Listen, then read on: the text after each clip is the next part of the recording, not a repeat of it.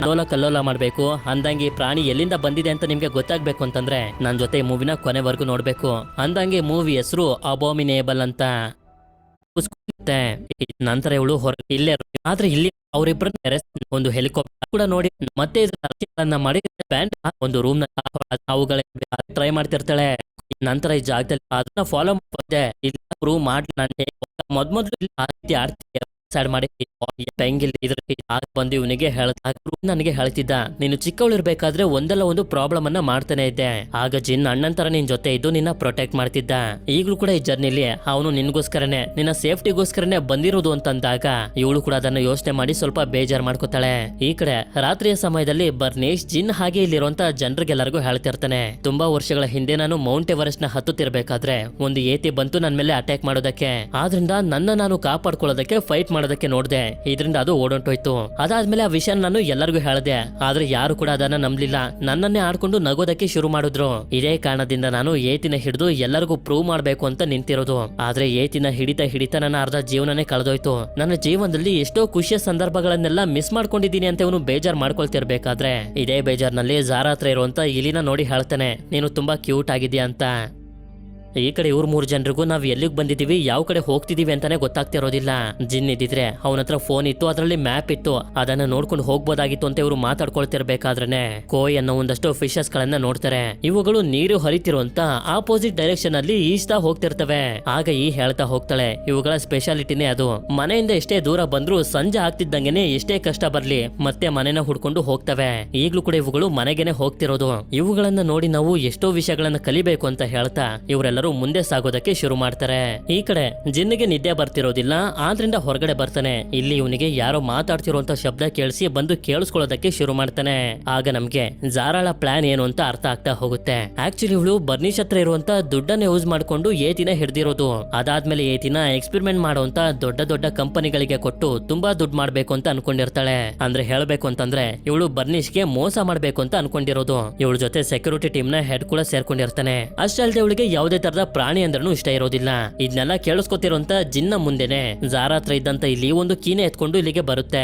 ಆಗ ಇವನು ಕೂಡ ಆ ಇಲಿನ ತಗೊಂಡ್ ಬಂದು ಬರ್ನೀಶ್ ಹತ್ರ ಬಿಟ್ಟು ಸ್ಕೂಟರ್ ನ ತಗೊಂಡು ಎಸ್ಕೇಪ್ ಆಗೋದಕ್ಕೆ ನೋಡ್ತಾನೆ. ಆದ್ರೆ ಇವನಿಗೆ ಸ್ಕೂಟರ್ ನ ಓಡಿಸೋದಕ್ಕೆ ಬರೋದಿಲ್ಲ. ಇದರಿಂದ ಒಬ್ನೇ ಕಾಡ್ನಲ್ಲಿ ತಪ್ಪಿಸ್ಕೊಂಡು ಹೋಗೋದಕ್ಕೆ ಶುರು ಮಾಡ್ತಾ ಮ್ಯಾಪ್ ಅನ್ನು ನೋಡ್ಕೊಂಡು ದಾಹೆ ಹಳ್ಳಿ ಕಡೆಗೆ ಹೋಗ್ತಿರ್ತಾನೆ. ಆದ್ರೆ ಒಬ್ಬ ವಯಸ್ಸಾಗಿರುವಂತ ವ್ಯಕ್ತಿ ಹತ್ರ ಬೋಟ್ ನ ಬದಲಾಗಿ ಇವನ ಫೋನ್ ಅನ್ನ ಮಾರ್ಬಿಡ್ತಾನೆ. ಈ ಕಡೆ ಇವ್ರು 3 ಜನ ಬರ್ತಿರ್ಬೇಕಾದ್ರೆ ಒಂದು ಟ್ರೈನ್ ಅನ್ನು ನೋಡ್ತಾರೆ.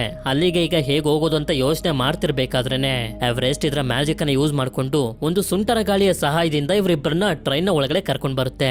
ಇದರಿಂದ ಇವರಿಬ್ರಿಗಂತೂ ತುಂಬಾನೇ ಸಂತೋಷ ಆಗುತ್ತೆ. ಹಾಗೆ ಟ್ರೈನ್ ನಲ್ಲಿ ದಾಹಹಳ್ಳಿ ಕಡೆಗೆ ಹೋಗ್ತಿರ್ತಾರೆ. ಆದ್ರೆ ಯಾವಾಗ ಇವರು ಈ ಸುಂದರವಾಗಿರುವಂತ ದಾಹಹಳ್ಳಿಗೆ ಬಂದು ತಲುಪ್ತಾರೋ ಹೊರಗಡೆ ಹೋಗಿ ಜಿನ್ನ ಹುಡ್ಕೋಣ ಅಂತಂದ್ರೆ ಆಗೋದಿಲ್ಲ. ಯಾಕೆಂತಂದ್ರೆ ಅವ್ರ ಜೊತೆ ಎವರೆಸ್ಟ್ ಇದೆ. ಆದ್ರಿಂದ ಇವ್ರಿಗೊಂದು ಐಡಿಯಾ ಬಂದು ಎವರೆಸ್ಟ್ ನ ಒಂದು ಎಮ್ಮೆ ರೀತಿ ರೆಡಿ ಮಾಡಿ ಹೊರಗಡೆ ಬಂದು ಜಿನ್ನ ಹುಡ್ಕೋದಕ್ಕೆ ಶುರು ಮಾಡಿದಾಗ ಒಂದು ಜಾಗದಲ್ಲಿ ಕಾಣಿಸ್ತಾನೆ. ಹತ್ರ ಬಂದಾಗ್ಲೇ ಗೊತ್ತಾಗೋದು ಇವನು ಜಿನ್ನಲ್ಲ ಅಂತ. ಅದೇ ಸಮಯಕ್ಕೆ ಡಾಕ್ಟರ್ ಝಾರಾ ಹಾಗೆ ಸೆಕ್ಯೂರಿಟಿ ಟೀಮ್ ನವರು ಕೂಡ ಇವರನ್ನ ಹುಡ್ಕೊಂಡ್ ಬಂದಾಗ ಅವರಿಗೆ ಎವರೆಸ್ಟ್ ಕೂಡ ಕಾಣಿಸ್ಬಿಡುತ್ತೆ. ನೋಡಿದ್ರೆ ಎಷ್ಟೊತ್ತಿಗೆ ಜಿನ್ ಕೂಡ ಬೋಟ್ ನ ತಗೊಂಡ್ ಬಂದು ತಲುಪಿರ್ತಾನೆ. ಇದರಿಂದ ಪೆಂಗಿ ಜಾಗದಲ್ಲಿರುವಂತ ಎಮ್ಮೆಗಳಿಗೆ ಹೊಡೆದು ದಂಗೆ ಹೇಳೋ ರೀತಿ ಮಾಡಿ ಎವರೆಸ್ಟ್ ನ ಕರ್ಕೊಂಡು ಬೋಟ್ ನ ಒಳಗಡೆ ಬರ್ತಾನೆ. ಇದರಿಂದ ಇವರು ಕೂಡ ಮುಂದೆ ಸಾಗೋದಕ್ಕೆ ಶುರು ಮಾಡ್ತಾರೆ. ಆದ್ರೆ ಬರ್ನಿಶ್ ನ ಟ್ರಕ್ ಕೂಡ ಏನು ಕಮ್ಮಿ ಆಗಿರೋದಿಲ್ಲ. ಇವರನ್ನ ನೀರಿನ ಒಳಗಡೆನೂ ಕೂಡ ಫಾಲೋ ಮಾಡ್ತಿರ್ತಾರೆ. ಇದರಿಂದ ಎವರೆಸ್ಟ್ ಮತ್ತೊಂದ್ಸಲ ಇದರ ಮ್ಯಾಜಿಕ್ ಅನ್ನ ಯೂಸ್ ಮಾಡಿದ್ರಿಂದ ತುಂಬಾ ಸ್ಪೀಡ್ ಆಗಿ ಹೋಗ್ತಿರ್ತಾರೆ. ಆದ್ರೆ ನೀರು ಖಾಲಿಯಾಗಿ ಭೂಮಿ ಸಿಕ್ಬಿಡುತ್ತೆ. ಇದರಿಂದ ಬರ್ನಿಶ್ ಆಗಿ ಇವನ ಟೀಮ್ ನವರ ಟ್ರಕ್ ಕ್ರಾಶ್ ಆಗೋಗುತ್ತೆ. ಆದ್ರೆ ಇವ್ರ ಬೋಟ್ ನೋಡಿದ್ರೆ ನೀರಿನ ಮೇಲೆ ಯಾವ ರೀತಿ ಹೋಗ್ತಿರುತ್ತೋ ಹೂವಿನ ತೋಟದ ಮೇಲೂ ಕೂಡ ಅದೇ ರೀತಿ ಹೋಗ್ತಿರುತ್ತೆ. ಯಾಕೆಂತಂದ್ರೆ ಎವರೆಸ್ಟ್ ಈ ತೋಟನ ಹಾಗೆ ಬೆಟ್ಟ ಗುಡ್ಡಗಳನ್ನೆಲ್ಲ ನೀರಿನ ರೀತಿನೇ ತೇಲೋ ರೀತಿ ಮಾಡ್ಬಿಟ್ಟಿರುತ್ತೆ. ಹೀಗೆ ಇವರು ಬೋಟ್ ನಲ್ಲಿ ತೇಲ್ತಾ ತುಂಬಾ ಎಂಜಾಯ್ ಮಾಡ್ಕೊಂಡು ಹೋಗ್ತಿರ್ಬೇಕಾದ್ರೆ ಒಂದು ದೊಡ್ಡ ಅಲೆ ಬಂದಿದ್ರಿಂದ ಇವ್ರ ಕೈಲಿ ತಡ್ಕೊಳ್ಳೋದಕ್ಕಾಗೋದಿಲ್ಲ. ಒಂದು ಜಾಗದಲ್ಲಿ ಬಂದು ಕ್ರಾಶ್ ಆಗೋಗ್ತಾರೆ. ಸದ್ಯಕ್ಕೆ ಯಾರಿಗೂ ಏನು ಆಗಿರೋದಿಲ್ಲ. ಆದ್ರೆ ಅದೇ ಸಮಯಕ್ಕೆ ನೋಡಿದ್ರೆ ಈನ ತಂದೆಯ ವೈಲಿನ್ ಹೊಡೆದೋಗಿರುತ್ತೆ. ಇದರಿಂದ ಅವಳಿಗೆ ತುಂಬಾ ಬೇಜಾರಾಗಿ ಕಾರಿನ ಒಳಗಡೆ ಬಂದ್ಬಿಡ್ತಾಳೆ. ಹೀಗೆ ಇವಳು ಬೇಜಾರಿಂದ ಕುಂತಿರ್ಬೇಕಾದ್ರೆ ಜಿನ್ ಬರ್ತಾನೆ. ಹಾಗೆ ಇವಳು ಕೂಡ ಇವನಿಗೆ ಹೇಳ್ತಾ ಹೋಗ್ತಾಳೆ, ಆ ವೈಲಿನ್ ನನ್ನ ತಂದೆಯ ಕೊನೆಯ ನೆನಪು. ನಾನ್ ಬೇಜಾರಾದಾಗೆಲ್ಲ ನನ್ನ ತಂದೆ ಅದನ್ನ ನನಗೋಸ್ಕರ ನುಡಿಸ್ತಿದ್ರು. ನನ್ನ ತಂದೆನ ನಾನು ತುಂಬಾನೇ ಮಿಸ್ ಮಾಡ್ಕೋತೀನಿ ಅಂತ ಹೇಳ್ತಿರ್ಬೇಕಾದ್ರೆ ಜಿನ್ ಕೂಡ ಇವಳಿಗೆ ಅರ್ಥ ಮಾಡಿಸ್ತಾನೆ, ನಿನ್ನ ತಂದೆಯ ನೆನಪಲ್ಲಿ ನೀನು ಬೇಜಾರ್ ಮಾಡ್ಕೊಂಡು ಈಗಿರುವಂತ ನಿನ್ನ ತಾಯಿ ಹಾಗೆ ಅಜ್ಜಿಯಿಂದ ದೂರ ಆಗ್ತಿದ್ಯಾ, ಅವ್ರ ಬಗ್ಗೆನೂ ಸ್ವಲ್ಪ ಯೋಚನೆ ಮಾಡು ಅಂತ. ಈ ಕಡೆ ಬರ್ನಿಶ್ಗಂತೂ ಎವರೆಸ್ಟ್ ನ ಮ್ಯಾಜಿಕಲ್ ಪವರ್ಸ್ ಗಳನ್ನ ನೋಡಿ ತುಂಬಾನೇ ಭಯ ಆಗೋಗಿರುತ್ತೆ. ಆದ್ರೂ ಕೂಡ ಝಾರಾ ಇವನಿಗೆ ಏನೇನು ಹೇಳಿ ಎವರೆಸ್ಟ್ ನ ಹಿಡಿಯೋ ರೀತಿ ತಲೆ ಕೆಡಿಸ್ತಿರ್ತಾಳೆ. ಇಲ್ಲಿ ನೋಡಿದ್ರೆ ಎವರೆಸ್ಟ್ ಮುರಿದೋಗಿರುವಂತ ವಯಲಿನ್ ರೆಡಿ ಮಾಡಿರುತ್ತೆ. ಆದ್ರೆ ತಂತಿಗಳಿದ್ದಂತ ಜಾಗದಲ್ಲಿ ಇದ್ರ ಕೂದಲನ್ನ ಹಾಕಿರುತ್ತೆ. ಇದನ್ನ ನೋಡಿ ಇವಳಿಗೆ ಇವಳ ಸಂತೋಷನ ಹೇಳ್ಕೊಳ್ಳೋದಕ್ಕಾಗ್ತಿರೋದಿಲ್ಲ. ಆಗ ವಯಲಿನ್ ಬ್ಯಾಗ್ ನಲ್ಲೇ ಇವಳು ಟ್ರಿಪ್ ಗೆ ಹೋಗ್ಬೇಕು ಅನ್ಕೊಂಡಿರುವಂತ ಜಾಗದ ಫೋಟೋನೆಲ್ಲ ಇಟ್ಟಿರ್ತಾಳಲ್ಲ, ಅದನ್ನ ನೋಡಿದಾಗ ಇವರೆಲ್ಲರಿಗೂ ನಿಧಾನವಾಗಿ ರಿಯಲೈಸ್ ಆಗೋದಕ್ಕೆ ಶುರುವಾಗುತ್ತೆ. ಆಕ್ಚುಲಿ ಏನು ಅಂತಂದ್ರೆ ಇವಳು ಟ್ರಿಪ್ ಗೆ ಹೋಗ್ಬೇಕು ಅಂತ ಅನ್ಕೊಂಡಿದ್ಲಲ್ಲ, ಅದೇ ಜಾಗಗಳಿಂದನೇ ಇವರೆಲ್ಲ ಹೋಗ್ತಾ ಬಂದಿರೋದು. ಆದ್ರೆ ಒಂದು ಜಾಗಕ್ಕೆ ಇನ್ನೂ ಹೋಗಿಲ್ಲ ಅಂತ ಇವಳು ಅಂತಿರ್ಬೇಕಾದ್ರೇನೆ ಆಗ ಎವರೆಸ್ಟ್ ಕೊನೆಯ ಜಾಗದ ಫೋಟೋನು ಕೂಡ ಕೊಟ್ಟು ಮುಂದೆ ತೋರಿಸುತ್ತೆ. ನೋಡಿದ್ರೆ ಇವಳು ಹೋಗ್ಬೇಕು ಅನ್ಕೊಂಡಿದ್ದಂತ ಕೊನೆಯ ಪ್ಲೇಸ್ಗೂ ಕೂಡ ಇವರು ಬಂದು ತಲುಪಿರ್ತಾರೆ. ಅಂದ್ರೆ ಇವಳನ್ನ ಇಲ್ಲಿಗೆಲ್ಲ ಕರ್ಕೊಂಡ್ ಬರ್ಬೇಕು ಅನ್ನೋದು ಎವರೆಸ್ಟ್ ನ ಪ್ಲಾನೇ. ಯಾಕೆಂತಂದ್ರೆ ಟೆರೆಸ್ ನ ಮೇಲಿದ್ದಂತ ಫೋಟೋನೆಲ್ಲ ನೋಡಿತ್ತಲ್ಲ, ಇವರು ಕೂಡ ಇದ್ರ ಹತ್ರ ಬಂದು ತಲುಪ್ತಾರೆ. ಅಂದಂಗೆ ಈ ವಿಗ್ರಹದ ಹೆಸರು ಲೀಶಾ ಬುದ್ಧ ಅಂತ. ಆಕ್ಚುಲಿ ಹೇಳಬೇಕು ಅಂತಂದ್ರೆ ಈನ ತಂದೆ ಈ ತರ ಜಾಗಕ್ಕೆಲ್ಲ ಅವನ ಫ್ಯಾಮಿಲಿನ ಕರ್ಕೊಂಡ್ ಬರ್ಬೇಕು ಅಂತ ಆಸೆನ ಇಟ್ಕೊಂಡಿದ್ದ. ಅದೇ ಸಮಯಕ್ಕೆ ಎವರೆಸ್ಟ್ ಕೂಡ ಬಂದು ಇವಳ ವಯಲಿನ್ ಅನ್ನ ಕೊಡುತ್ತೆ. ಇವಳು ಕೂಡ ಎವರೆಸ್ಟ್ ನ ಕೂದಲಿರುವಂತ ಈ ವಯಲಿನ್ ನ ತುಂಬಾ ಸಂತೋಷವಾಗಿ ನುಡ್ಸೋದಕ್ಕೆ ಶುರು ಮಾಡ್ತಾಳೆ. ಇದರಿಂದ ಈ ಜಾಗದಲ್ಲಿ ನಿಧಾನವಾಗಿ ಮಳೆ ಬರ್ತಾ ಇವಳ ಸುತ್ತಮುತ್ತ ಹೂಗಳು ಅರಳೋದಕ್ಕೆ ಶುರು ಆಗ್ತವೆ. ಯಾವಾಗ ಇವಳು ಕಣ್ಣನ್ನು ಓಪನ್ ಮಾಡ್ತಾಳೋ ಎಲ್ಲರ ಜೊತೆ ಇವಳಿಗೂ ಕೂಡ ಗೊತ್ತಾಗುತ್ತೆ ಈ ವಯಲಿನ್ ನಲ್ಲಿ ಎವರೆಸ್ಟ್ ನ ಕೂದಲಿರೋದ್ರಿಂದ ಇದ್ರಲ್ಲೂ ಕೂಡ ಮ್ಯಾಜಿಕ್ ಬಂದ್ಬಿಟ್ಟಿದೆ ಅಂತ. ನಂತರ ಇವರೆಲ್ಲರೂ ತುಂಬಾ ಸಂತೋಷವಾಗಿರ್ತಾರೆ, ಹಾಗೆ ಖುಷಿಯಾಗಿ ಒಳ್ಳೆ ಟೈಮ್ ಅನ್ನ ಸ್ಪೆಂಡ್ ಮಾಡ್ತಾರೆ. ಹಾಗೆ ರಾತ್ರಿ ಆಗಿದ್ರಿಂದ ಎವರೆಸ್ಟ್ ನ ಸುತ್ತಮುತ್ತನೆ ಮಲ್ಕೊಂಡಿರ್ತಾರೆ. ಇಷ್ಟೆಲ್ಲ ಸಂತೋಷವಾಗಿದ್ರು ಕೂಡ ಇವರೆಲ್ಲರ ಮನಸ್ಸಲ್ಲಿ ಒಂದು ಭಯ ಮಾತ್ರ ಇದ್ದೇ ಇರುತ್ತೆ. ಅದೇನು ಅಂತಂದ್ರೆ ಎವರೆಸ್ಟ್ ನ ಮತ್ತೆ ಮನೆ ಕಳ್ಸಿದ್ರೆ ನಮ್ಮ ಜೀವನ ಎಲ್ಲ ಮತ್ತೆ ನಾರ್ಮಲ್ ಆಗೋಗುತ್ತೆ, ಅಷ್ಟೊಂದು ಖುಷಿ ಇರೋದಿಲ್ಲ ಅಂತ. ನಂತರ ಬೆಳಕಾಗ್ತಿದ್ದಂಗೆನೆ ಮಾರನೇ ದಿನ ಇವರು ಸಾಗ್ತಾ ಸಾಗ್ತಾ ಸ್ವಲ್ಪ ಮುಂದೆ ಬಂದಾಗ ನೋಡ್ತಾರೆ ಈಗ ಇವರೆಲ್ಲರೂ ಮೌಂಟ್ ಎವರೆಸ್ಟ್ ಹತ್ರ ಬಂದು ತಲುಪಿದ್ದಾರೆ. ಅಷ್ಟೇ ಅಲ್ಲದೆ ಮೌಂಟ್ ಎವರೆಸ್ಟ್ ಹತ್ರ ಹೋಗೋದಕ್ಕೆ ಒಂದು ಬ್ರಿಡ್ಜ್ ಕೂಡ ಕಾಣಿಸಿ ತುಂಬಾ ಸಂತೋಷವಾಗಿ ಇವರೆಲ್ಲರೂ ಅದ್ರ ಮೇಲೆ ಹೋಗ್ತಿರ್ಬೇಕಾದ್ರೆ ಅದೇ ಸಮಯಕ್ಕೆ ಬರ್ನಿಶ್ ಆಗಿ ಅವನ ಕಡೆ ಜನರು ಇಲ್ಲಿಗೂ ಕೂಡ ಬಂದು ಬ್ರಿಡ್ಜ್ ನ ಎರಡು ಸೈಡ್ ಇಂದಾನು ಇವರನ್ನ ಸುತ್ತುವರೆದು ಬಿಡ್ತಾರೆ. ಇದರಿಂದ ಎವರೆಸ್ಟ್ ಸೀದಾ ಅಲ್ಲಿಂದ ಬ್ರಿಡ್ಜ್ ನ ಮೇಲೆ ಬಂದು ಇದರ ಪವರ್ ನ ಯೂಸ್ ಮಾಡ್ತಾ ಈ ಜಾಗದಲ್ಲಿ ಸಿಡಿಲು ಬರೋ ರೀತಿ ಮಾಡಿ ಬರ್ನಿಶ್ ನ ಕಡೆಯ ಜನರನ್ನ ಮಕ್ಕಳ ಹತ್ರ ಹೋಗದೆ ರೀತಿ ತಡಿತಿರುತ್ತೆ.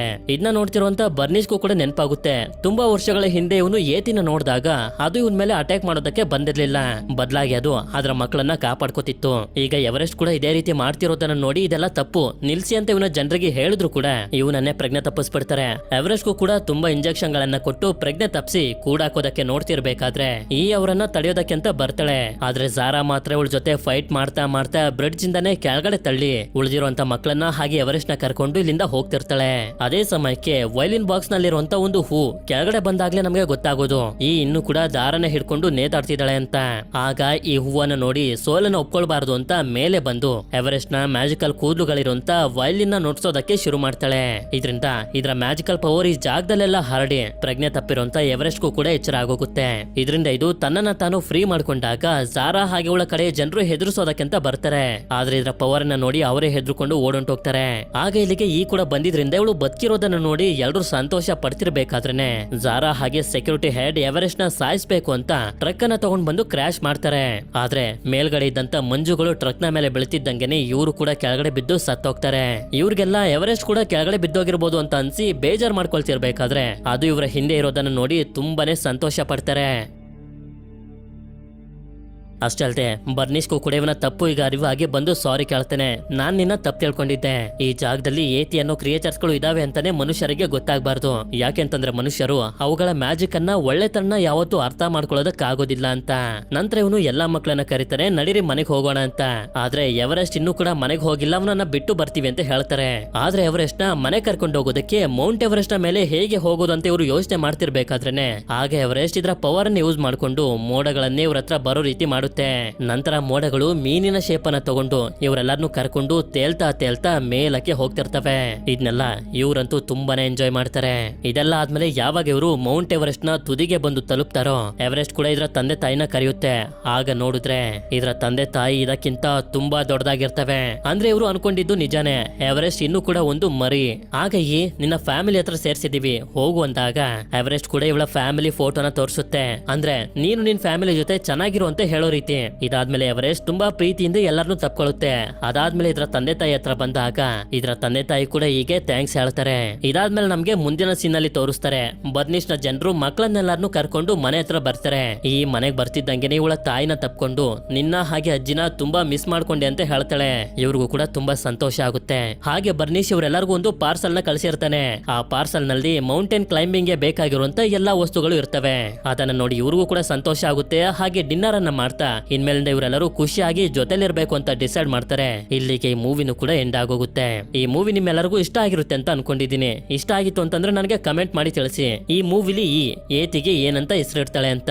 ಸರಿ, ವಿಡಿಯೋ ಇಷ್ಟ ಆಗಿತ್ತು ಅಂತಂದ್ರೆ ಲೈಕ್ ಮಾಡಿ. ಸಿಗೋಣ ಮತ್ತೊಂದು ಅಮೇಜಿಂಗ್ ಆಗಿರುವಂತ ವಿಡಿಯೋದಲ್ಲಿ. Until then stay tuned mister explainer Kannada. क्या आपने